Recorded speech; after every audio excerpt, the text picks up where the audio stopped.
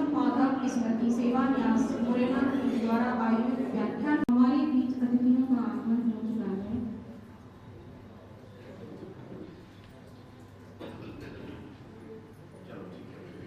अब हम अतिथि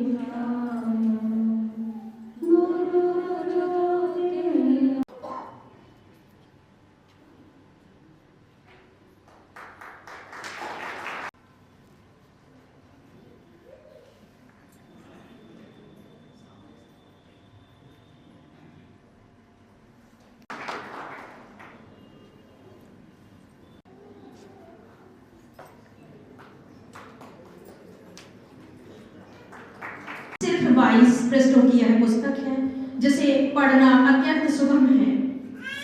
इस पुस्तक के कुछ बिंदुओं पर मैं प्रकाश डालना चाहती हूँ कि किस तरह देवी अहिल्याबाई ने अपनी कुटुंब परंपरा और संस्कार से अपने असाधारण व्यक्तित्व का निर्माण किया, कि किस तरह उन्होंने सादगी से अपने कर्तव्यों का पालन करते हुए अपने जीवन को भगवान शिव को समर्पित कर दिया, और किस तरह उन्होंने राजमाता होते हुए भी सामाजिक समरसता के साथ एक आत्मनिर्भर और आर्थिक समृद्धि से ओतप्रोत समाज का निर्माण किया, और किस तरह उन्होंने नारी के सम्मान एवं सामाजिक सुरक्षा के प्रति समाज को जागरूक ही नहीं किया अपितु स्वयं भी कई बड़े बड़े कार्य किए, और किस तरह उन्होंने एक साधारण परिवार की कन्या होते हुए भी एक कुशल शासक की कुशलता के साथ ही पुण्य श्लोका माता की यात्रा के पद को प्रशस्त किया और सफलता के साथ अपने जीवन को पूर्ण किया एवं हम सबके समाज के लिए प्रेरणादायी बनाया। अतः आप सबसे मेरा निवेदन है कि प्रत्येक व्यक्ति को इस पुस्तक का अध्ययन अवश्य करना चाहिए, क्योंकि हमारे आने वाली पीढ़ी के चारित्रिक निर्माण के लिए ये पुस्तक अत्यंत आवश्यक है। हमारी बालिकाओं को आत्मनिर्भर बनाने का अत्यंत अद्भुत गुण छुपा है इस पुस्तक में। बस इतना ही कहना है। धन्यवाद। व्याख्यान माला कार्यक्रम चल रहा है। ये व्याख्यान माला कार्यक्रम केशव माधव स्मृति सेवा न्यास द्वारा आयोजित किया जा रहा है। ये केशव माधव जो स्मृति सेवा न्यास है उसके अध्यक्ष हैं श्री देवेंद्र जी शर्मा, आप सेवानिवृत्त हैं। श्री सुदामा जी जो अपने जो सेवा न्यास है उसके सचिव हैं, आप वर्तमान में शासकीय शिक्षक हैं। श्री राम जी गुप्ता वैश्य, आप कोषाध्यक्ष हैं, आपका निवास झंडा चौक मुरैना पर है, अधिवक्ता हैं आप। श्री विजय जी मांडल, आप इस जो संस्था अपनी न्यास है उसके माननीय सदस्य हैं, व्यवसायी हैं, आपका निवास भी सदर बाजार में है। श्री कृष्णकांत जी पांडे, आप सेवानिवृत्त तहसीलदार हैं, आपका निवास गणेशपुरा में है और आप इस न्यास के सदस्य हैं। श्री राकेश जी गुप्ता, आपका निवास सदर बाजार में है, आप व्यवसायी हैं, इसके सदस्य हैं। श्री शिवराज जी शर्मा, आप शासकीय शिक्षक हैं, गोपालपुरा में निवास है, आप इसके सदस्य हैं। श्री विजय जी गौड़, उनका सवर्ण के रहने वाले सवर्ण में रहते हैं, आप भी शासकीय शिक्षक हैं, इसके सदस्य हैं। और मैं स्वयं संदीप मिश्रा इसका सदस्य हूँ। केशव माधव स्मृति सेवा न्यास जिला मुरैना, थोड़ी न्यास की जानकारी है। समाज के उत्थान एवं जन कल्याण के उद्देश्य से मुरैना में भी कुछ वर्ष का प्रारंभ हो, इस हेतु एक न्यास के गठन की आवश्यकता हुई। अतः दिनांक 9 दिसंबर 1990 को एक बैठक संस्थापक न्यासी आदरणीय परम आदरणीय श्री बाबूलाल जी गुप्ता के निवास पर उनकी अध्यक्षता में संपन्न हुई। बैठक में यह निर्णय लिया गया कि एक न्यास जिसमें विभिन्न उद्देश्यों को सम्मिलित करते हुए एक न्यास का गठन किया जाए, जिसका नाम केशव माधव स्मृति सेवा न्यास मुरैना रखा जाए।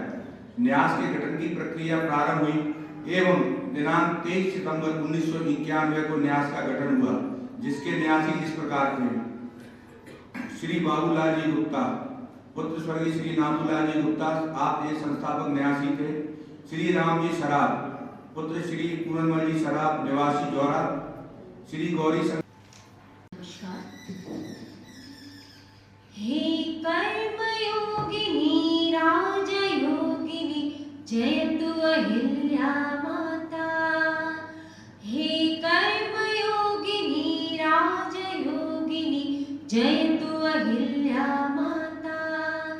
जय जयतु अहिल्या माता, जय जयतु अहिल्या माता, जय जयतु अहिल्या माता, जय जयतु अहिल्या माता।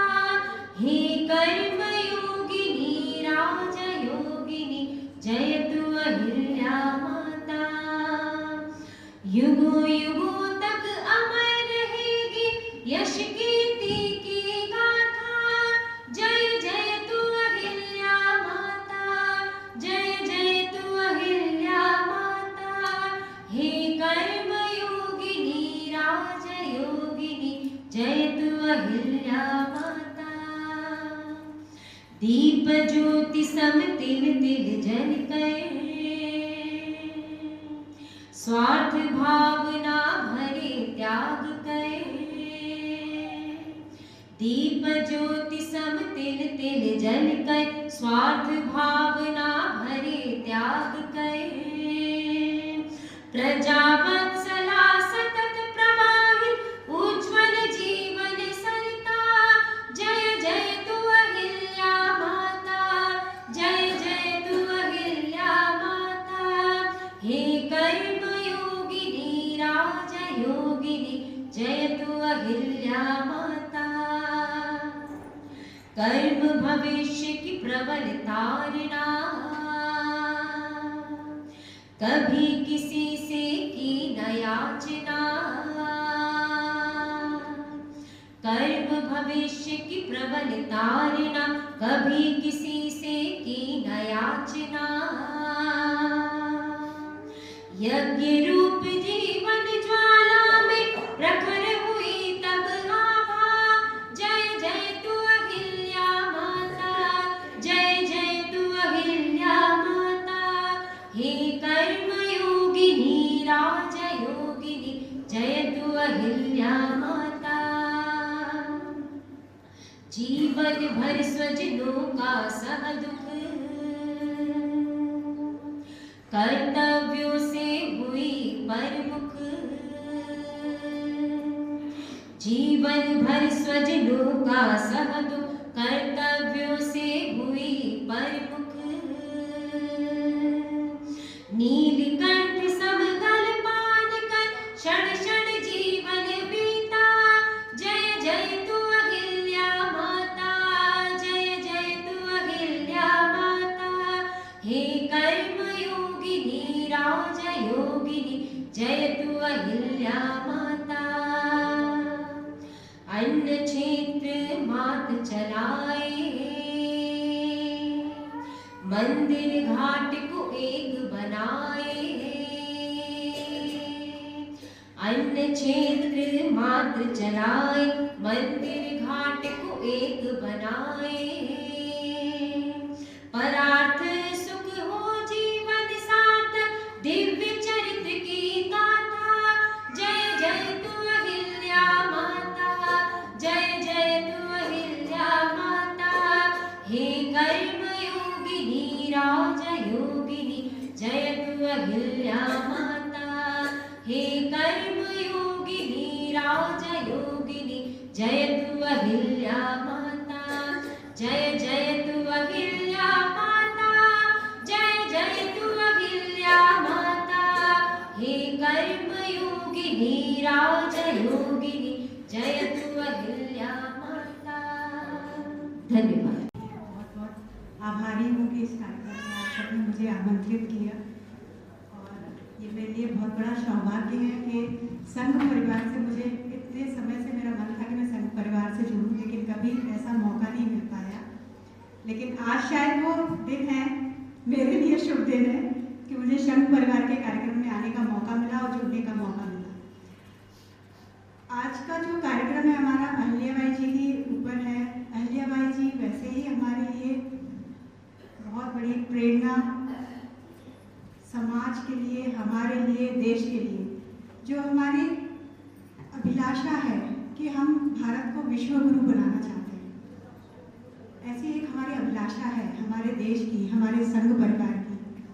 तो उसे पूरा करने के लिए बहुत ज़रूरी है कि ऐसी अहिल्याबाई हमारे समाज में और आए। हमारे समाज में अहिल्याबाइयों की बहुत, मतलब मैं उनको ऐसे बोल रही हूँ लेकिन वो बहुत आदरणीय हैं।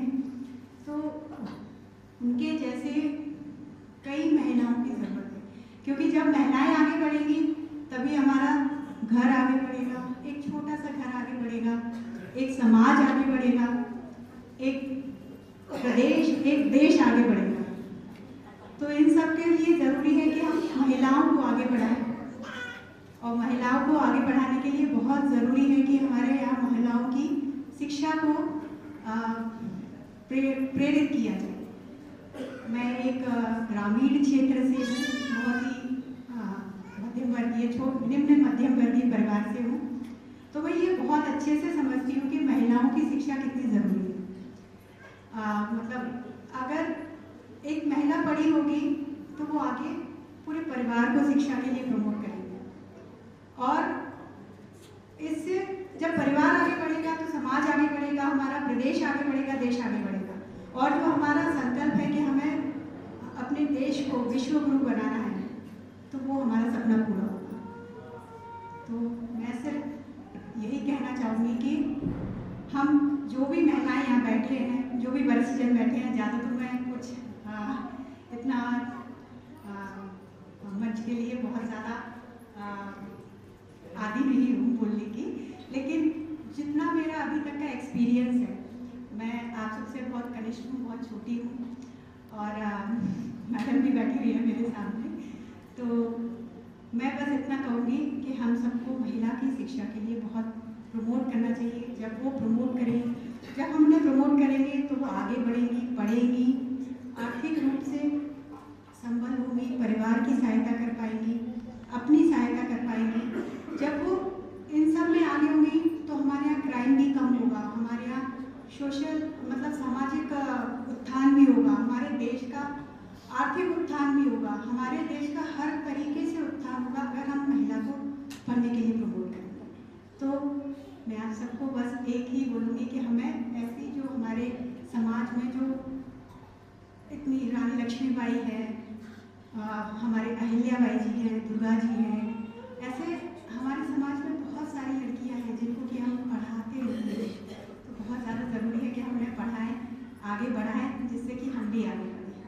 जय हिंद, जय भारत। आई हूँ तो गर्व के साथ हमेशा कहती हूँ कि अहिल्या की नगरी से है, तो फिर अहिल्याबाई की नगरी के रहने का गर्व यदि है तो फिर उसके लिए समय का बंधन नहीं रखना चाहिए। लेकिन हाँ, मूल्यवान समय दिया है, पर समय का बंधन यहाँ कितना मैंने अनुमति ले लिया भाई साहब से, बिल्कुल भी नहीं।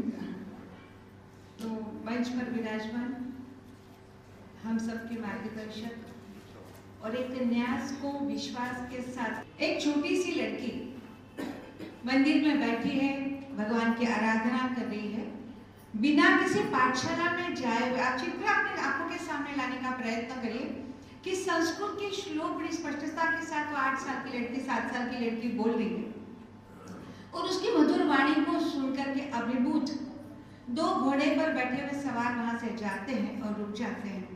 उस बालिका से एक छोटा सा प्रश्न पूछते हैं कि बेटिया, हम यहाँ से जाने का रास्ता बाहर भूल गए हैं, बताओगी? आई वो छोटी सी लड़की जो है, जो चौंडी में रह रही है, वो पूछती है कि आप रास्ता भूल गए, आप कौन हो? यहाँ से शुरू होता है हमारा दृष्टिकोण, जो आज हमें जो युवा लड़कियां, तरुणी है, उनको बताने की आवश्यकता है। क्यों प्रासंगिक है अहिल्याबाई? यहीं से हम अपनी बात शुरू कर रहे हैं कि वो छोटी सी लड़की पूछती कि आप रास्ता भूल गए, आप कौन हो? ये जानना हमारे लिए जरूरी है कि हम पराये व्यक्ति से बात करते हैं तो उसका परिचय हमें मिलना चाहिए। और तब वो बोलते हैं कि हम दोनों तो व्यापारी हैं,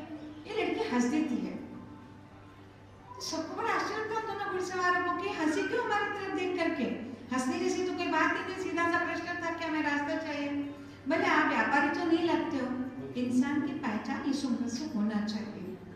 और तब वो कहते हैं कि आपने कैसे पहचाना कि हम व्यापारी नहीं है? बोले व्यापारी जब घोड़े पर बैठता है तो उसकी पीठ झुकी हुई रहती है, आप तन के घोड़े पर बैठे हो, यानी आप निश्चित रूप से सैनिक हो। छोटी सी लड़की को यदि मनुष्य की परख है, इंसान के व्यक्ति की परख है, तो आज हमें ये सिखाना पड़ेगा। थोड़ी कड़वी बात भी मैं बीच बीच में कहती हूँ कि यदि आज हमारी तरुण युवा लड़कियों को व्यक्ति की पहचान समझ में आ जाए तो अहिल्या दृष्टिकोण के कारण लव जिहाद जैसे प्रकरण रुकेंगे, भविष्य में नहीं होंगे। इसलिए अहिल्या भी हमारे लिए आज जरूरी है। और ये बात जब वो घुड़सवार अपने सूबेदार मल्हारराव होलकर से जाकर के कहते हैं कि छोटी सी लड़की को उसने आगे से ऐसी बात बताई, तो उन्होंने उनके पिताजी को बुला कि किसकी बालिका है वो? माणकोजी शिंदे, सुशीलाबाई शिंदे की वो छोटी सी बेटी। तो दोनों को दरबार में जहाँ तंबू लगा करके सूबेदार मल्हारराव होलकर बैठे हुए थे, उन्होंने बुला, कहा आप बैठे विराजे पास में ही, उनके सिंहासन के पास में।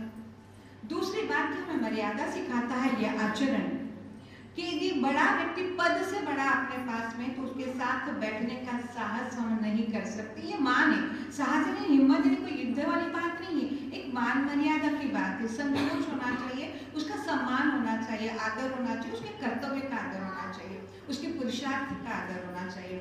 माणकोजी शिंदे पास में बैठे हुए थे, तो उन्होंने आसन पर बिठाया, उनको अपने मन की बात बताई कि हमारे मन में एक इच्छा है कि ऐसी एक सुशील कन्या जो है वो हमारे पुत्र खंडेराव की पुत्र वधू बन करके, होलकर घराने की बहू बन करके, और हम आपसे उसका हाथ मांगते हैं।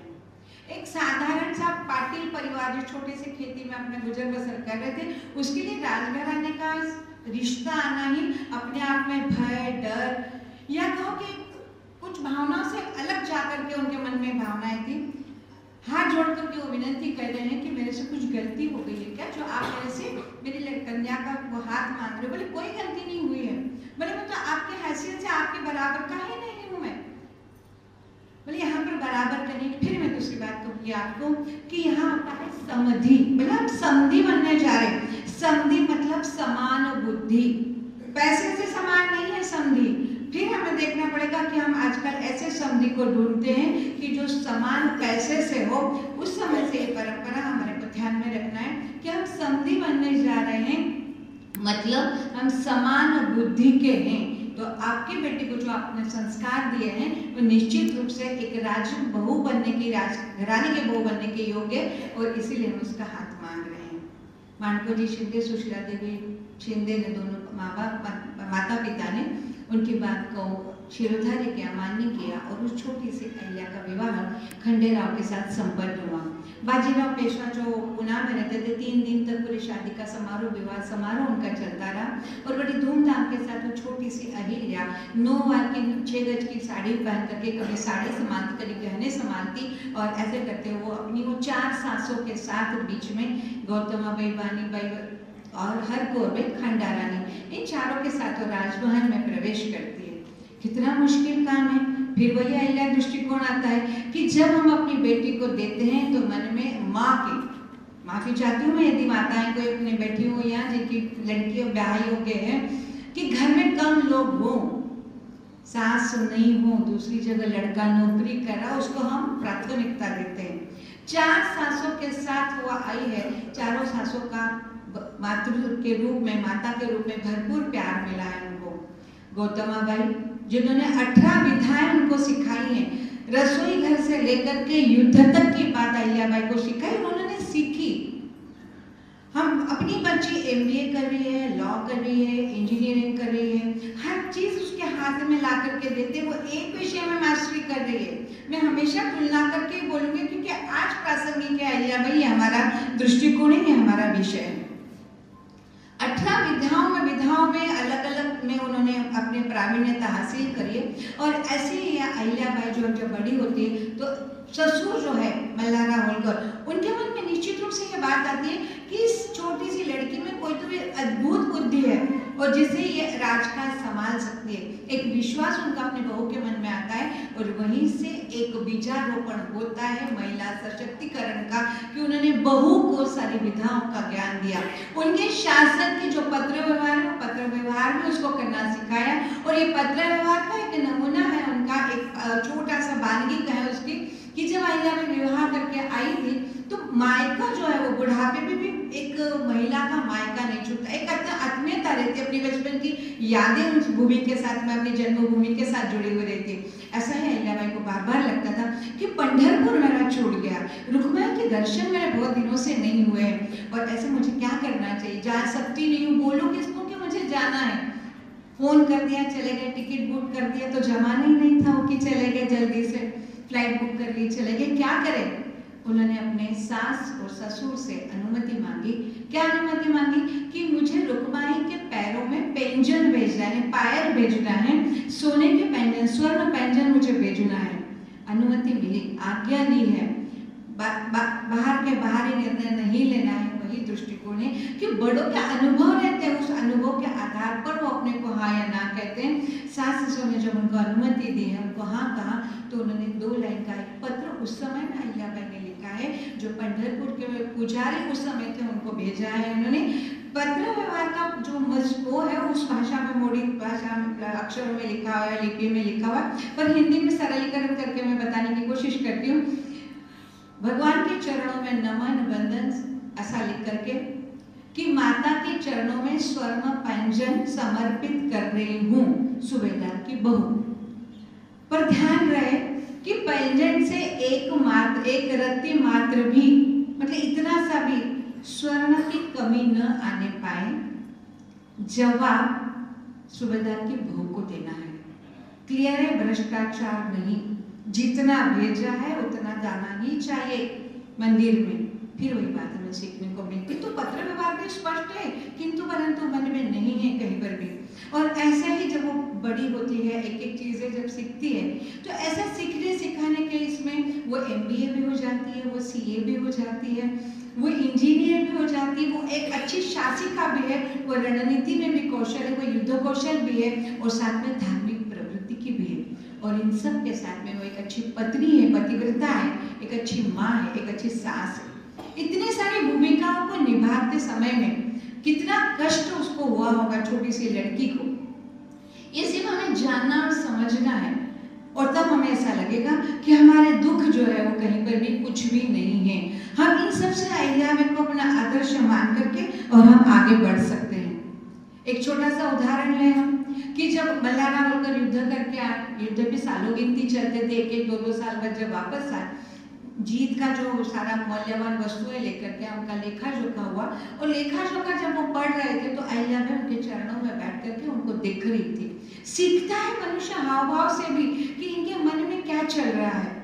जब मल्हारराव होलकर ने सारे उनके आए हुए पत्र पूरा देख लिया, अहिल्याबाई ध्यान से देख रही थी, और जब उनका बीच में टोका टाकी नहीं, वही बात हम फिर से कि उन्होंने पूरा उनका आए हुए पत्र देखा, और उसके बाद उन्होंने पूछा कुछ गलती हो गई है। आप जब बीच के 2 पन्ने 2 पेज हिसाब के पढ़ रहे थे आए हुए के, तब आपके मस्तक पर कुछ रेखाएं मुझे दिखाई दी है, कुछ चिंता की बात है।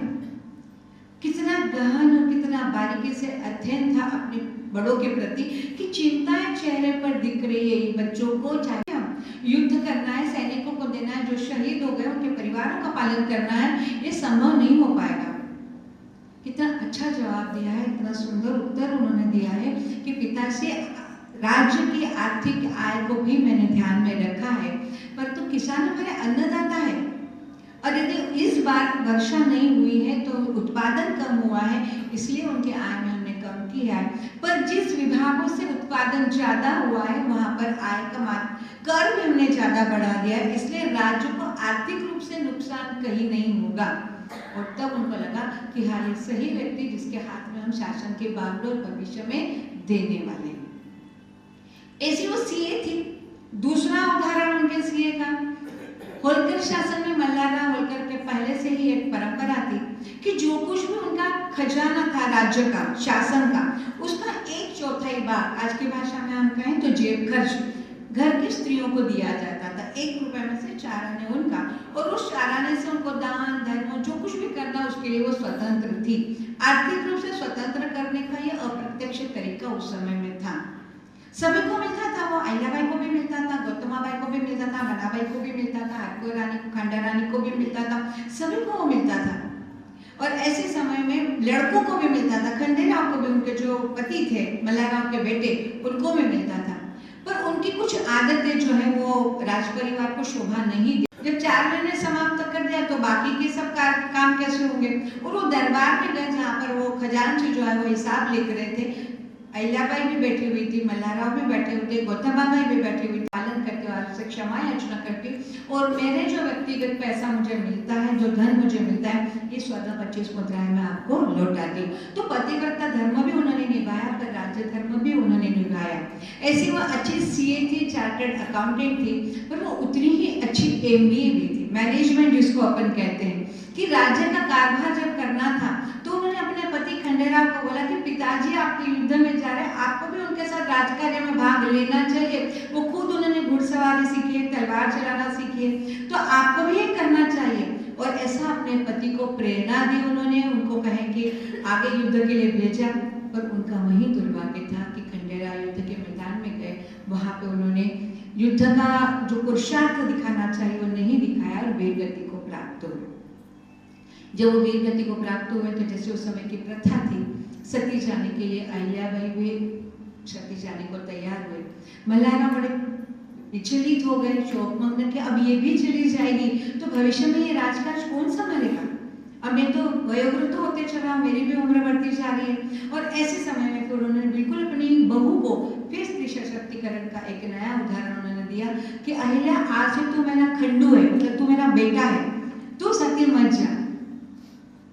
अपने पिता समान ससुर की बात मान करके अहिल्याबाई ने वो नहीं गई सती, पर जैसे ही वो वापस आई उन्होंने पूरा जो है वो अपना श्वेत वस्त्र धारण किया, तुलसी की माला हाथ में ली, शिवलिंग हाथ में लिया और ईश्वर से एक ही प्रार्थना करी है कि ईश्वर तूने मुझे जो भी दिया है वो आज ये बिल्व पत्र उस पर रखते और ये तेरा तुझको अर्पण करते हुए सारा अर्पित कर दिया।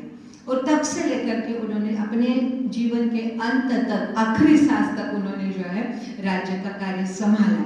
सारी जितनी भी सल्तनतें गई और उन्होंने वो भी सती चली गई। इस प्रकार 68 लोगों की 68 परिवार के लोगों की मृत्यु उन्होंने देखी, तो महिला की क्या हालत हो गई होगी, कितना दुख उन्होंने सहन करा। पर हर बार दुख के बाद फिर वो कठोर होकर के उठती और शासन कार्य में विलीन हो जाती। पर इतना आसान भी नहीं था महारानी बनना, क्योंकि सारी विपरीत परिस्थितियों में कहीं तो भी पुरुष प्रधान देश में राघोबा दादा भी थे।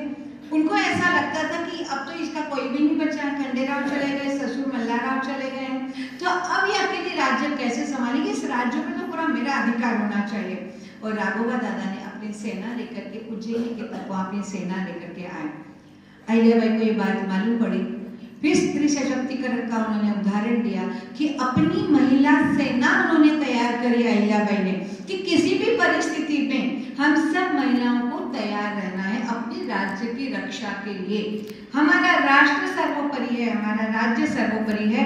इस बात को उन्होंने उस समय जो स्कूल में गई नहीं थी, कोई सैन्य स्कूल नहीं था, कोई एनसीसी नहीं था, कोई एनएसएस नहीं था, फिर भी उन्होंने अपनी सेना तैयार करी है। और जब राघोबा दादा ने उनको पास मतलब उनको मालूम पड़ा कि ये युद्ध करने के लिए आ रहे हैं, उन्होंने एक पत्र भेजा, उनको एक संदेशा भेजा कि यदि युद्ध होगा तो रणभूमि में अपनी मुलाकात होगी, पर एक याद रखना कि यदि आप हार गए तो एक पुरुष हार गया, पर मैं हारी तो कोई स्त्री हारी, इसका किसी को बुरा नहीं लगेगा। मैं पराजित हुई तो किसी को बुरा नहीं लगेगा। पर आप यदि पराजित हुए हैं तो पूरी लोगों को आपको जवाब देना होगा कि एक स्त्री से राघोबा दादा हार गए, पराजित हो गए। राघोबा दादा को समझ में आ गया कि जिस व्यक्ति से मैं राज्य हड़पने या छीनने जा रहा था वो इतना आसान नहीं है। और वो जाकर के उन्होंने उनसे क्षमा मांगी कि मैं आपको कुछ गलतफहमी हो गई, कुछ मेरा विचार आपका गलत हुआ है, तोड़ मरोड़ करके मेरे बयानों को दिया गया। ऐसा उन्होंने कहा कि मैं तो आपके यहाँ पर आपका जो दुख हुआ आपके परिवार में, उसके लिए मैं मातम बनाने या उसका दुख व्यक्त करने के लिए यहाँ आया हूँ। तो राघोबा दादा को भी उन्होंने वापस कर दिया। वापस करने के बाद देखा उन्होंने कि आनंदीबाई अति सुंदर महिला, उसको अपने रूप सौंदर्य पे बहुत घमंड था। और जब लोग अहिल्याबाई का नाम लेते थे कि पूजनीय है, इन्होंने इतने अच्छे काम किए हैं अहिल्याबाई ने, तो उसको मन ही मन में ऐसा लगता था कि ये है कौन अहिल्याबाई, कि जो क्या मेरे से सुंदर है, मेरे से अमीर है, मेरे से ज्यादा किशोला श्रृंगार करती है, वो एक बार तो देखना चाहिए। और एक बार देखना चाहिए बात मन में आते ही उन्होंने अपनी दासी को भेजा कि जब देखती तो ये अहिल्या है कौन, कि लोग मेरे से ज्यादा उसका नाम लेते हैं अपने राज्य में।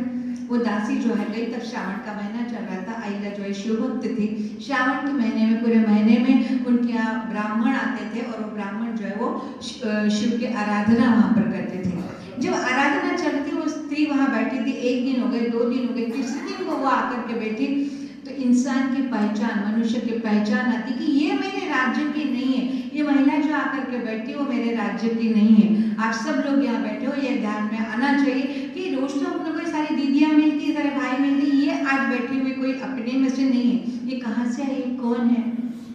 ऐसा अहिल्याबाई ने उस समय कहा। वो महिला आकर के उनके चरणों में गिर गई। उन्हें कहा कि मुझे आनंदी महारानी ने भेजा है। उनको वापस भेजा, सिर्फ मतलब पूरी विदाई दे करके भेजा कि महारानी के घर से आइए, राजघराने से आइए। वहां जाकर के जैसे उस दासी ने बताया कि आप एक बार जरूर अहिल्या माता से मिलिए। बोले तू तो जाते समय तो अहिल्याबाई बोल रही थी, आने के बाद माता बोलने लगी, अब तो मुझे एक बार जरूर उनसे मिलने जाना ही पड़ेगा, उनको देखना ही पड़ेगा। तो इतने उन्होंने प्रभावित हो गई थी कि उन्होंने अपनी महारानी को जवाब दिया है कि आपको दर्शन करने जाना पड़ेगा। आनंदीबाई ने जैसे कि परंपरा थी, उन्होंने समय मांगा, अहिल्याबाई ने समय दिया, तयशुदा स्थान पर दोनों आकर के मिलने को हुए। आनंदीबाई पूरे 16 श्रृंगार करके साथ, जितने उच्च वस्त्र, जितने अधिक से अधिक गहने पहन करके स्वर्ण आभूषणों से लदी हुई आनंदीबाई आई। एक सफेद से सिंहासन, सफेद साड़ी पहन करके, हाथ में शिवलिंग के लिए तुलसी की माला, चंदन का गंध लगाए हुए शांत छोटी सी मूर्ति अहिल्याबाई की वहां बैठी हुई थी। और जैसे ही उन्होंने देखा कि ये अहिल्याबाई है, आनंदीबाई का हृदय परिवर्तन हुआ।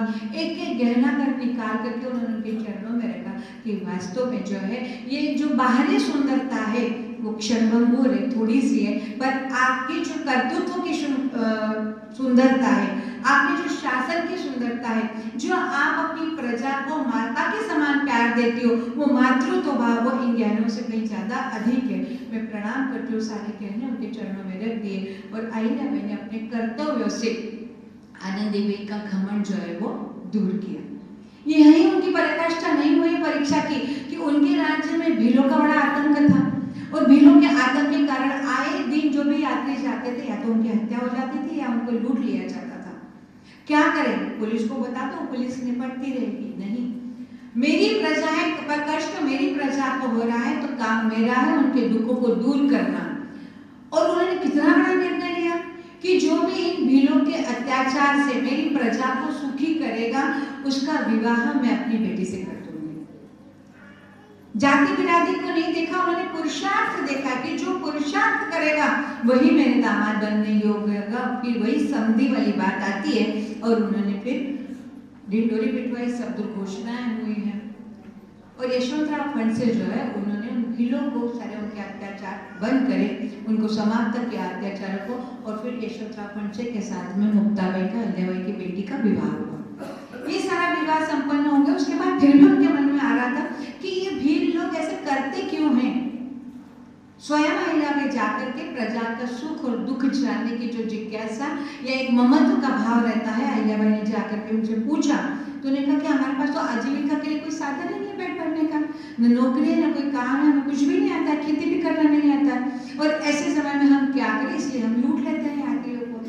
अहिल्याबाई ने उसमें से रास्ता निकाला। फिर मैं वही करूँगी कि वो अच्छी चार्टर्ड अकाउंटेंट थी, सीए थी, तो उन्होंने क्या कहा कि जो यात्री यहाँ से जाएंगे उन यात्रियों से कर लेने का की जवाबदारी है तुम्हारी, लूटपाट नहीं होगी। जो अनुशासन से, नियमों से जो भी कर निश्चित होगा राज्यों की ओर से, वो कर आप उनसे प्राप्त करेंगे। उनका भी काम चला और फिर एक कौड़ी, उस समय पैसा नहीं था, कौड़ी जो अपन कहते खेलने वाली, एक कौड़ी का उनकी 1 कौड़ी 2 कौड़ी जो जितनी दूर से आएगा उस हिसाब से उन्होंने वो कौड़ी का जो है वो कर तय करा। और भीलों से, भील जो समाज है वो कौड़ी टैक्स जो है वो कर लेते थे, इसलिए उस टैक्स का नाम रखा भील कौड़ी और आज भी भील कौड़ी के नाम से उस टैक्स को होलकर राजवंश की नियमावली में लिखा हुआ है। और वो यहीं पर नहीं रुकी, अब इनको काम नहीं है, ये पशुओं को मारते हैं, इसलिए पशु पक्षी किसानों के खेतों को नष्ट कर देते हैं। तो कुछ खेत, अब खेत नष्ट हो गए हैं पर फिर भी लगान तो देना ही नहीं, कर तो देना ही नहीं जमीन के हिसाब से, उत्पादन नहीं है उनका, उतना मिल नहीं रहा उनको, फिर भी यदि कर देना है तो ऐसा कर न लेते। उन्होंने कुछ खेत जो है वो पशुओं के लिए सुरक्षित रख दिए, पक्षियों के लिए सुरक्षित रख दिए कि जो सुरक्षित खेत है पशुओं को चरने के लिए वहां से टैक्स नहीं लिया जाएगा। तो फिर किसानों ने खुशी खुशी राज्य की आर्थिक सहायता के लिए भी काम करना शुरू किया। मतलब वो पर्यावरण प्रेमी भी थी, पशु पक्षियों का लालन पालन करना है। और ऐसा करते समय उनके मन में आया कि महेश्वर में नर्मदा के किनारे एक घाट बनाना चाहिए। अब घाट बनाना कोई आसान काम नहीं है तब। आज तो बड़ा आसान है, टेंडर निकाल दी, लंबाई चौड़ाई बता दी, जिसको टेंडर मिला उसने काम शुरू कर दिया। कब बनेगा, कितने सालों बाद बनेगा, फिर समय सीमा बढ़ती जाएगी, समय सीमा बढ़ेगी तो फिर उसका बजट बढ़ेगा, लाखों का बजट करोड़ों में चला जाएगा। ऐसा अहिल्याबाई के शासनकाल में नहीं था। वो एमडी थी, मैनेजमेंट उनका कितना अच्छा था कि जब महेश्वर घाट की कल्पना उनके मन में है कि महेश्वर का घाट मुझे बनाना है, तो घाट नदी के, नर्मदा नदी के पास में बनेगा। तो नर्मदा नदी के वहां जाते समय में जब महिलाएं पानी भर करके घाट ऊपर चढ़ के आएंगी, घाट में कपड़े भी धोएंगी तो गीले कपड़े कंधे पर रहेंगे, पानी भरते हुए आएंगी तो 2 घड़े सीट पर रहेंगे, 1 घड़ा कमर पे रहेगा। तो ऐसे उन महिलाओं को इतना भार लेकर के चलना पड़ेगा, तो कितनी ऊंचाई पे वो कदम रख सकेगी। फिर जो महिलाएं गर्भवती है, प्रेग्नेंट रहेगी, वो भी तो घाट पर जाएगी, तो उनके लिए भी ऐसी व्यवस्था हो कि उनको शारीरिक कष्ट कम हो, क्योंकि नल की व्यवस्था तो थी नहीं, जाना तो सबको घाट पे है। इन सब बातों को उन्होंने खुद ने प्रात्यक्षिक करके देखा, और तब घाट की पेड़ियों की ऊंचाई जो है वो तय हुई है कि कितनी चौड़ी बनेगी, कितनी ऊंची बनेगी कि महिलाओं को तकलीफ न हो। यहाँ से उसकी नींव डली घाट बनाने की। अब घाट बनाने के लिए पत्थर लगेंगे, पत्थर के ऊपर डिजाइन कारीगरी होगी। अब कारीगरी होगी तो राजस्थान के जो लोग हैं वो कारीगरी में कुशल है। ये भी मालूम होना चाहिए कि मेरे देश में, अब राज्य से सीमा पलीकडे बाहर जाकर के हम सोच रहे हैं राष्ट्र के लिए कि मेरे इस देश में कौन सा व्यक्ति कहाँ का हुनरमंद है, उसकी प्रावीण्य किस हुनर में है, किस कला में, और कहाँ का है वो। और तब उनको हरगौर बाई, जो कि राजस्थान की हंडा रानी थी, उन्होंने उनको सहयोग करा। अहिल्याबाई ने, अभी तो न्यू दिल्ली ही नहीं है, अभी टेंडर खुले ही नहीं है, पर जिस दिन भी काम शुरू होगा उसके साथ साथ में दूसरा भी काम शुरू होना चाहिए। राजस्थान से कपड़े पर डिजाइन मंगाए, और राजपूत हंडा रानी थी हरगौर बाई, उनको ये काम उन्होंने सौंपा कि जिसकी जिसमें प्रावीण्यता है वो काम उसी को दिया जाना चाहिए। सबको बड़ा आश्चर्य लगा कि अभी तो काम शुरू ही नहीं हुआ है, पर जैसे ही काम शुरू होगा उसी समय में पत्थरों पर कारीगरी करने वाले कारीगरों को डिजाइन मिल जाएगी, तो वो भी काम शुरू करेंगे। जिस दिन पत्थर लगाने की नौबत आएगी, डिजाइन किए हुए पत्थर मिल जाएंगे। ये है मैनेजमेंट, ये भी काम उन्होंने किया है। और ये सब करते समय जब 2 चट्टानों को जोड़ेंगे तो जोड़ते समय उसमें जो लारा डलेगा वो कैसा डलेगा, कितना डलेगा, उसका भी अनुपात उन्होंने बताया। मतलब वो इंजीनियर भी थी। आप लोगों ने रतन चौथ का झाड़ देखा होगा, लाल पत्तियों का झाड़ आता है। तो अब रात को भी काम होगा, अब रात को काम होगा तो प्रकाश व्यवस्था कहाँ से होगी? रतन चौथ के झाड़ में से जो दूध निकलता है उसको जलाते हैं तो प्रकाश होता है, उससे उन्होंने जो है वो प्रकाश किया। और लाल जो किसान थे उनको रतन चौथ के झाड़ लगाने का बोला कि जब ये झाड़ बड़े हो जाएंगे तो इनकी पत्तियां जो है वो इस पर प्रकाश देने के लिए काम में आएंगी। ये भी व्यवस्था उन्होंने करी है। और ये सब करते हुए मजदूर भी तो लगेंगे, बाहर गांव से आएंगे, बैलगाड़ी में आएंगे, तो बैलगाड़ी से आएंगे तो बैलों को रखने की व्यवस्था, इसके चारागाह की व्यवस्था करें। अब ये लोग यहीं रहेंगे, रोज आना जाना तो कर नहीं सकते हैं कि बाहर गांव से आए तो काम करा, रात हो गई तो ये फिर चले गए। उनकी रहने की वहाँ की व्यवस्था करी, तो भोजन की व्यवस्था, गांव की महिलाओं को भोजन की व्यवस्था दी कि वो भोजन बनेगी, अन्न की व्यवस्था हुई, भोजन की व्यवस्था हुई। अब बड़ा प्रश्न था कि उन छोटे छोटे बच्चों का क्या होगा। उस समय में उन्होंने बच्चों के लिए खिलौना घर, जो झूला घर हम बस देखते हैं, जो वर्किंग वूमन रहती है अपने बच्चों को झूला घर में रखती, उन्होंने खिलौना घर बना कि जब तक काम हो रहा है ये बच्चे यहाँ पर खेलते रहेंगे, क्योंकि माँ जो है उसको बच्चे की बड़ी फिक्र रहती है। अपने परमपूज्य सत्संग चालक जी जो गुरु जी थे, उन्होंने भी कहा था कि एक ऐसे स्वयंसेवक सब बैठे हुए थे, तो एक छोटा सा समाचार को 2-3 लाइन का उसमें आया, स्वदेश पेपर पढ़ रहे थे। उन्होंने कहा कि देखा आज आपने ये समाचार, एक स्वयंसेवक ने उनको बताया, तो मिले और घने छायादार वृक्ष मिले। ऐसी प्रार्थना एक महारानी अपनी धरती माता से कर रही है, और वो धरती माता ने भी उनको भरपूर दिया है। वृक्ष तो कटे हैं पर लगे भी। आज भी आप कभी महेश्वर के घाट जाओ तो इन सब बातों को हमें ध्यान में दिखता भी है और मिलता भी है देखने के लिए।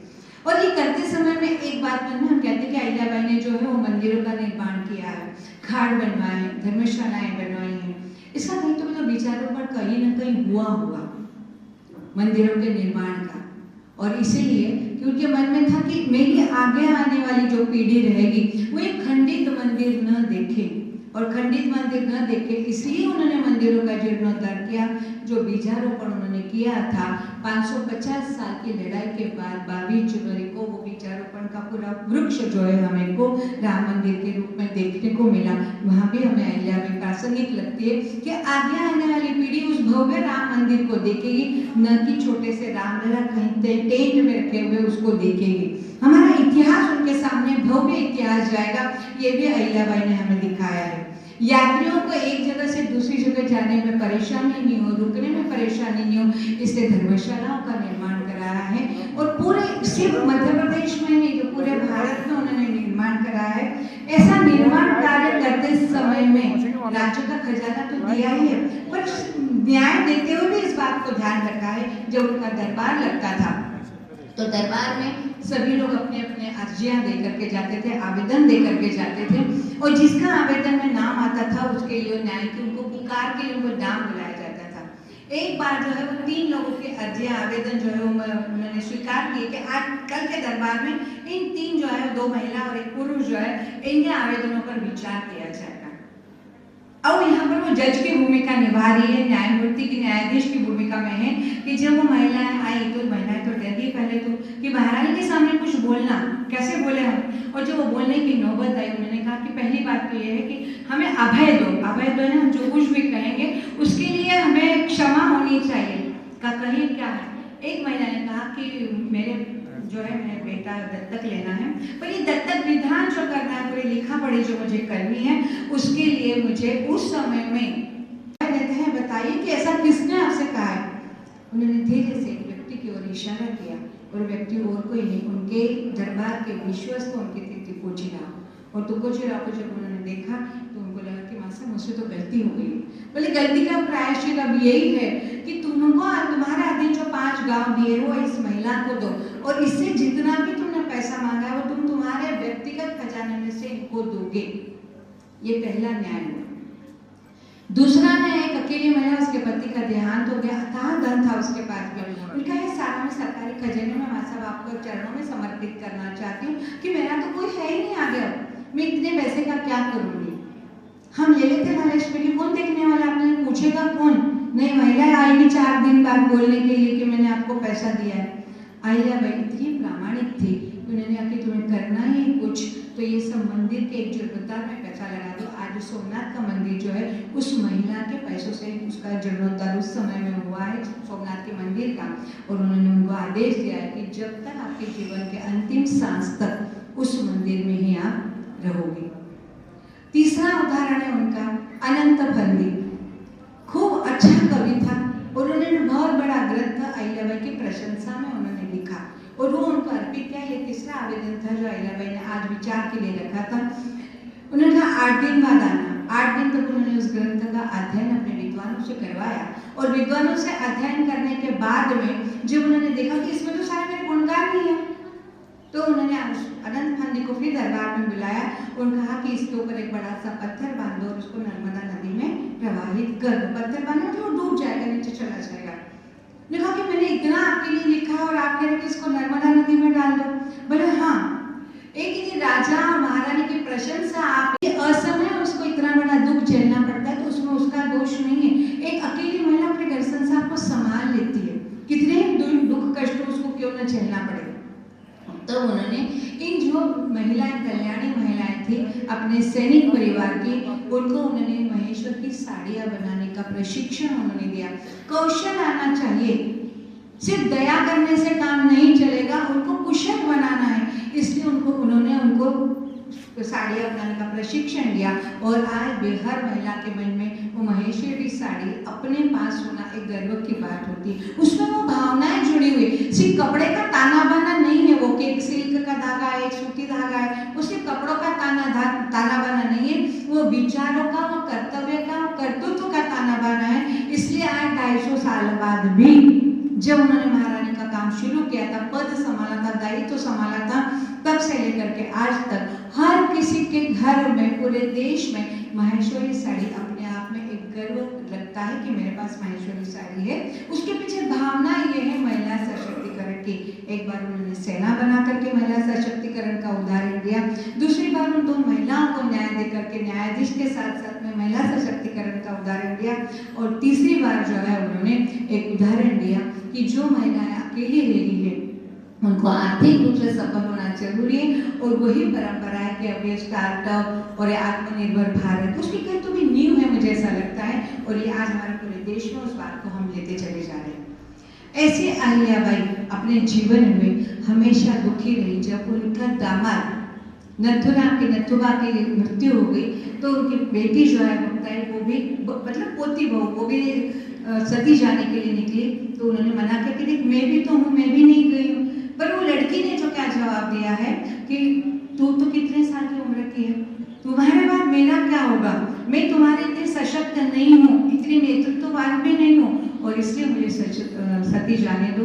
अहिल्याबाई ने उसको भी अनुमति दी, और ऐसे उन्होंने लंबे समय तक राज्य कार्य करते हुए अपने देश का ही अपने मतलब क्षेत्र का ही नहीं तो पूरे देश में नाम बढ़ाया। विश्वनाथ का मंदिर हो, काशी विश्वनाथ के मंदिर में जब अभी स्थापना हुई तो अहिल्याबाई की मूर्ति भी बनाई, क्योंकि सबसे पहले उन्होंने उसका निर्माण कार्य किया था। गुजरात में सोमनाथ का मंदिर देखें तो भारत में से 100 से अधिक बड़े मठ मंदिर उन्होंने बनवाए, जिनको आज भी सम्मान है हमारे लिए, वो हमारे लिए प्रतीक है आदर के, आस्था का केंद्र है ये सारे मंदिर हमारे लिए। और ऐसे लोकमाता अहिल्याबाई जब वो लोकमाता के रूप में रहती है तो आज हमारे देश में हमें 3 ऐसी नारियां नेतृत्व, कर्तृत्व और मातृत्व के रूप में हमारे लिए आदर्श होती है। आदर्श रखना बहुत कठिन है और उसका पालन करना तो और भी कठिन है, क्योंकि नेतृत्व के रूप में हमें जो है वो झांसी की रानी जिन्होंने अंग्रेजों के विरुद्ध लड़ाई लड़ करके और अपने प्राणों की आहुति दी थी, ममत्व के रूप में अहिल्याबाई को हम जानते हैं, और कर्तव्य के रूप में हम जिजामाता की जिन्होंने हिंदवी स्वराज्य की स्थापना के लिए शिवाजी को छत्रपति शिवाजी बनाया। ऐसे तीनों को यदि हम ये त्रिवेणी संगम है हमारे लिए, बेलपत्र जैसे 3 पत्ते होते हैं वैसे ये 3 जो है पत्र हमारे लिए हैं कि एक हर स्त्री को, और स्त्री के साथ ही पुरुषों को भी, पुरुष भी अपने बेटों को ये सिखाए कि स्त्री का सम्मान करना, और यदि स्त्री का सम्मान करना युवा पीढ़ी में आएगा तो वो दिन दूर नहीं जब छोटी छोटी बातों के लिए लव जिहाद हो, हिजाब हो, इन बातों के लिए हमें आंदोलन या हमें युद्ध करना नहीं पड़ेगा, क्योंकि वैचारिक क्रांति जहाँ होगी तो हर बार हर वैचारिक क्रांति के पड़ाव पर हमें अहिल्याबाई जो है वो दिखाई देगी, उनका दृष्टिकोण दिखाई देगा, और हर जगह ऐसा लगेगा कि इतने उनकी जन्म को 300 साल हो रहे, इस मई में उनके जयंती के 300 साल पूर्ण हो जाएंगे। 1725 में उनका जन्म हुआ था। तो एक छोटी सी चौंडी से आने वाली लड़की जो कभी स्कूल में नहीं गई है पर हर विधा में पारंगत होते हुए आज विश्व के पटल पर जिनका नाम है, विश्व के पटल पर नाम लाने की ना ताकत हमारी है ना उतना कर्तव्य तो हमारा है, पर हम अपने समाज में तो अपने कर्तव्य से आगे बढ़ सकते हैं। हम अपने समाज की महिलाओं को तो हम आदर्श कर सकते हैं। जैसे अभी हमारी बैठे बैठे चर्चा हुई थी कि भारत को आज़ाद हुए स्वतंत्र होकर इतने साल हो गए, पर कहीं कहीं अभी भी लड़कियों की पढ़ाई के लिए हमको सोचना पड़ता है ना दीदी? एक बात हुई थी कि बाहर का बेटियों को भेजे कि नहीं भेजे, डर लगता है। किस बात का डर है? फिर से हमें अहिल्याबाई के समय के बाद से सीता को भी याद करना चाहिए कि रावण की लंका में अकेली थी, तिनके के सहारे वो इतने दुष्ट रावण के आगे उन्होंने निभाया। क्यों? जूडो कराटे सीखी थी क्या? वो फुगो कुछ सीखी थी क्या? नहीं, आत्मबल उनका था कि कोई मेरे को छू के तो देखे। ये आत्मविश्वास जो है, वैचारिक आत्मविश्वास जो है वो अहिल्याबाई हमें सिखाती है, वो माता सीता सिखाती है, जिजाबाई सिखाती है, अहिल्याबाई सिखाती है, और तब जाकर के हम अपनी बेटियों में आत्मविश्वास करेंगे तो मन में डर नहीं रहेगा कि मेरी बेटी को कोटा भेजूं कि नहीं भेजूं मैं पढ़ने के लिए। वो जाएगी और सुरक्षित होकर के बड़ी सी डिग्री लेकर के वो आएगी। ये आत्मविश्वास हमें भरना पड़ेगा उनके मन में। और हम आत्मविश्वास कब भर सकेंगे? जब हम अध्ययन करेंगे। अध्ययन करेंगे ना, हम गाय को रोटी डालते हैं, आपने देखा होगा, गोमाता मानते हैं हम, उसमें से भगवानों का आवास मानते कि भगवान का निवास है गाय में, और रोटी देते हैं जब गाय को, तो आपने देखा होगा गाय एक घर से 2 घर से 2-4 रोटियां अपने दाढ़ में दबा लेती है और जाकर के आराम से बैठती है, और फिर वो चबाती, रवंत करती धीरे धीरे, और फिर निकलती है। मुझे ऐसा लगता है कि उस गोमाता को भी हमें आदर्श ने सीखना चाहिए कि बहुत सारे विचार हम अच्छे ले, सब अपने मस्तिष्क में उसको संचित करके रखें, एकत्रित करके रखें, और जब हमें जरूरत पड़ेगी इन विचारों का चिंतन करें, मंथन करें और क्रियान्वयन करें, तब जाकर के हमारी अगली पीढ़ी जो है वो आत्मविश्वास से भरपूर होगी। वो गाय बनना पड़ेगा, गोमाता बनना पड़ेगा, विचार बहुत सारे हमारे मन में रखना पड़ेंगे और योग्य समय में योग्य विचारों को प्रसारित और प्रचारित करना पड़ेगा। तब माँ के मन में या पिता के मन में ये डर नहीं रहेगा कि जिस अहिल्या के देश में, राज्य में मैं रहता हूँ, जिसने किसी भी उसका कोई आरक्षण नहीं था, वो कोई राज परिवार से नहीं आई थी, वो प्रधानमंत्री की बेटी प्रधानमंत्री बने, ऐसा कुछ भी नहीं था। माफी चाहती हूँ, कुछ स्पष्ट बोल रही हूँ, अनादर लगे तो क्षमा भी चाहती हूँ मैं आप लोगों से, पर एक मन का भाव है। तो ये सब न होते ये भी उन्होंने राज्य स्थापित किया है। 250 साल पहले से राज्य किया, आज उनके 300 जन्म दिवस पूर्ण हो रहा है। तो ऐसे समय में हमें उनको याद करना होगा, और तब जाकर के अंतिम बात मैं अपनी कहती हूँ एक छोटी सी कहानी के रूप में, शायद मेरा समय भी समाप्त हो रहा है, कि हम जिसकी संगत में रहते हैं उस संगत का असर हमको जरूर रहता है। अब संगत क्या है हमारी? पानी की बूंद है। पानी की बूंद जब हम छोटे थे तो घर में सिखाया कि जब तवा गर्म हो जाए तो तब रोटी डालना चाहिए। हम धीरे धीरे बुद्धू तवे को हाथ लगा ले कि गर्म हुआ है कि नहीं हुआ है, हाथ जल गया तो घर में दादी ने बताया कि पानी की बूंद ऐसे डालो, छन्नस सी आवाज आएगी, पानी भाप बन करके उड़ जाएगा और तब लगेगा कि हाँ ये तवा गर्म हो गया है। मतलब पानी जब उष्मा गर्मी के साथ संगत में आता है तो उसका अस्तित्व समाप्त हो जाता है। वही पानी की बूंद जब घास पर आती है तो दवबिंदु के रूप में, औषधि के रूप में हमारे काम में आती है। और हमारे बड़े बुजुर्ग कहते हैं कि बिना चप्पल पहने घास पर चलो, आपकी आंखों की रोशनी तेज हो जाएगी। वही पानी की बूंद औषधि बन करके हमारे काम में आती है। वही पानी की बूंद जब कमल पर रहती है तो अपनी सौंदर्यता को निखारती है। और वही पानी की बूंद जब समुद्र की गहराई में सीप में जाती है तो सीप अपने दोनों आवरणों से उसको पानी की बूंद को सहेज लेता है अपने अंदर। कीड़े रहते हैं, पानी की गंदगी रहती है, सब कुछ रहता है, पर जब सीप उसके अपने कठोर आवरण में उस पानी की बूंद को ले लेती है तो यही सीप जो है, वो पानी की बूंद जो है वो अनमोल मोती बन करके आता है। हमें भी यही करना पड़ेगा कि समाज में भौतिक सुख सुविधाओं का बहुत बड़ा दूषित वातावरण है, हमें उस सीप के आवरण में खुद को सुरक्षित रहना पड़ेगा। तब जाकर के एक एक बच्चा, एक बेटी या एक बेटा अनमोल रत्न बनकर के उस पानी की बूंद के मोती के रूपांतरण हो करके हमारे समाज को एक एक मोती देगा। और इसलिए कि एक इमारत में लगी थी आग, चारों ओर मची थी भागम भाग, सभी कर रहे थे प्रयास, अपना अपना लगा रहे थे कयास। और ऐसे समय में एक छोटी सी नन्ही सी चिड़िया अपनी छोटी सी चोंच में पानी बूंद लेकर के कर रही थी प्रयास, आग बुझाने का प्रयास कर रही थी, छोटे से श्रम कर रही थी। डाल पे बैठा हुआ कौवा उसकी तरफ देख के हंसते हुए बोला, क्यों परिश्रम व्यर्थ कर रही है चिड़िया, तेरी एक बूंद से आग बुझने वाली नहीं है। कौवे ने, समाज में कौवे रहते हो, क्यों तुम समाज सेवा कर रहे हो, क्या मतलब निकलेगा समाज सेवा करने से, क्यों दूसरी की लड़कियों को तुम बौद्धिक दे रही हो कि तुम अच्छा रहो, ऐसा नहीं रहो, वैसे रहो, क्यों कर रहे हो। तो वो कौवा जो है वो समाज में हर विचार के रूप में रहता है। वो कौवा बोला कि क्यों तुम्हें छोटी सी पानी, तुम्हारे परिश्रम तो व्यर्थ है, कुछ कर्तव्य नहीं है। जो भी कौवे ने उसको बोला, चिड़िया ने बहुत अच्छे से जवाब दिया कि कौवा, मुझे मालूम है कि मेरा सामर्थ्य मुझे मालूम है, मेरे परिश्रम की सार्थकता भी मुझे मालूम है, पर जब इस इबारत का, इस घटना का इतिहास लिखा जाएगा, कम से कम सहयोग करने वालों में तो मेरा नाम आएगा। यही चिड़िया हमें सिखाती है। तो हम सबको चिड़िया बनना है और चिड़िया बन करके ही हमें इस समाज में चू चू करते रहना है, ताकि चू चू करना मतलब हमारे अच्छे विचारों को सब दूर फैलाना है। और तब जाकर के हम इस बात को, अहिल्याबाई के इस स्त्री शताब्दी समारोह को कुछ हद तक सार्थक करने का एक प्रयास हम करेंगे। और ऐसे प्रयास करने से ही कयास लगाना पड़ेगा। समाज में जो वैचारिक आग लगी हुई है, हम एक चिड़िया की बूंद बन करके, पानी की बूंद बन करके उसका प्रयास करेंगे। आप लोगों ने मुझे सुना, आभार तो व्यक्त नहीं करूंगी, पर हाँ स्नेह का भार यहाँ से जरूर लेकर के जाऊंगी। जब जब मेरे जीवन में मुझे हताशा आएगी, निराशा आएगी कि अब मेरे को कुछ नहीं करना, मेरे से नहीं होगा, ऐसी भावना मेरे मन में यदि गलती से आती है, तब आप लोगों के उत्साहपूर्ण चेहरे मुझे दिखाई देंगे। एक ऊर्जा के बैंक का खाता मैं आज मुरैना में खोल के जा रही हूँ इस न्यास के माध्यम से, कि जब जब मुझे ऐसा लगेगा, थोड़ा सा एक विड्रॉल फॉर्म ऊर्जा का मैं भरूंगी, वो ऊर्जा आप मुझे देते रहना और ऐसा ही फिर से किसी नए विषय को लेकर के पढ़ने की प्रेरणा, अध्ययन करने की प्रेरणा और कुछ बोलने की कोशिश करने की प्रेरणा मुझे देते रहना। जिन्होंने अपने अमूल्य समय में से समय निकालकर व्याख्यान माला की शोभा बढ़ाई। आपकी उपस्थिति हमको आने वाले समय में कार्य करने की प्रेरणा देती रहेगी। धन्यवाद।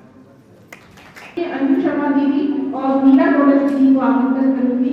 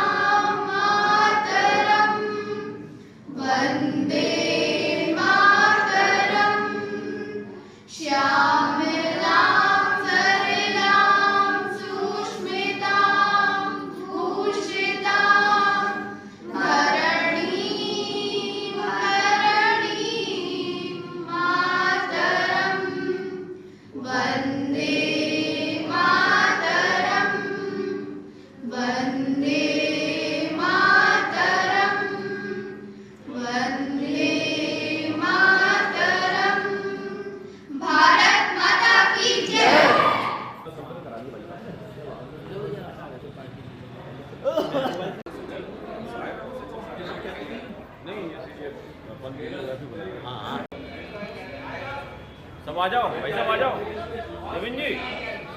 देवेंद्र जी भाई सब आ जाओ।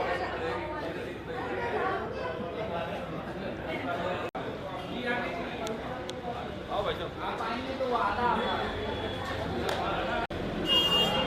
आगे बढ़ते जाओ, आगे बढ़ते जाओ। ऐसे घूमते रहो, ऐसे नहीं, रैंडमली करो, करो फिर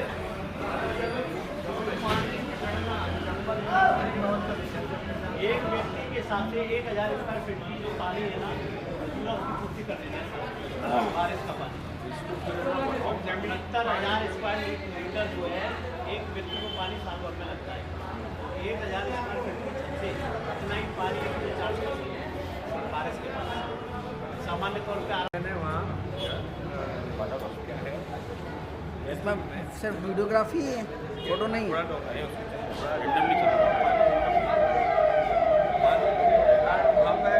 बाकी फिर बाहर से एक कार्यकर्ता इधर ही का मकान बनाया था जब मैं डाले थे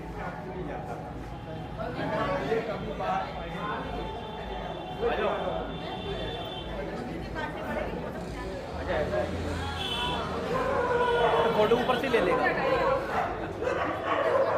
मेरा ये अलग से फोटो ले लेगा यार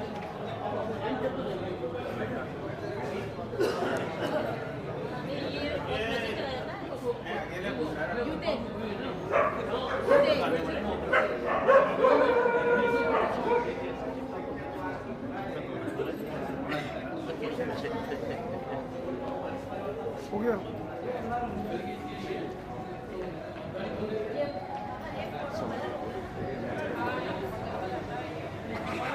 एक फोटो यार अकेले में खींच लेगा भैया वीडियो बन रहा है वीडियो बना रहे हो बहन जी बीबी